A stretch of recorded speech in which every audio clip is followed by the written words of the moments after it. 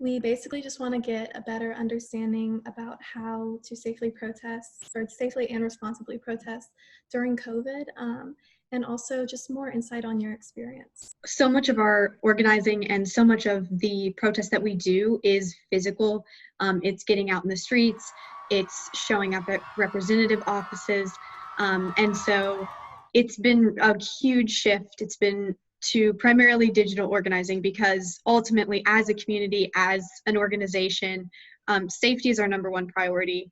And we want all of our protests to be as accessible as possible. We have a lot of our organizers are chronically ill or have family members or friends who are high risk. So we want to make sure that we're keeping everybody safe. What setbacks have you encountered due to COVID and the new virtual aspect of activism? It's been really difficult because we need to take even more action because we're encountering more and more problems as a society, politically, et cetera, et cetera. But our energy levels are lower and lower. And so there's becoming this great rift between, what we have the time and the resources and the energy for and what is needed and what is possible. Can you define a digital strike? What does it consist of, and have they been effective? When we say we digital strike, what we mean is the group of people that would normally kind of gather outside the government building are on a Zoom call. And then occasionally we will create photo collages that are pictures of us all holding signs, especially if we have a certain theme. So some of the things that we've done is we have worked a lot with different community organizations on the intersectionality of climate.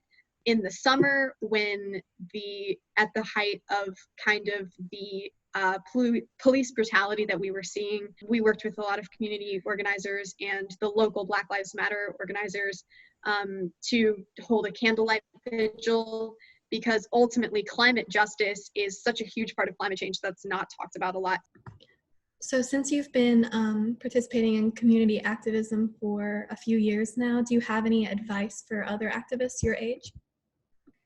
I went into it honestly completely alone, and I was very determined to keep going because it's my responsibility, A, as a person with privilege, and B, as someone who has a future in this world.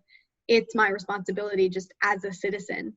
I would say don't allow people to underestimate you.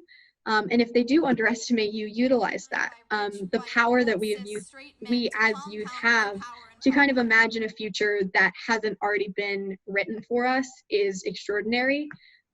So utilize that, and don't let people tell you that because this is how it's always been, that's how it has to be. And making sure that your activism looks like you. There's kind of a narrative of like youth activism as like, oh, kid with sign. But your activism should reflect you, and it should look like you. We have a person in one of our organizations who is an incredible baker, and her activism looks like she makes food for everyone who comes to our protests. And so when you go to a strike, you get a cookie from McKenna. And so that's what activism looks like for you. We have some incredible artists who that's what their activism looks like, is their activism is in their art.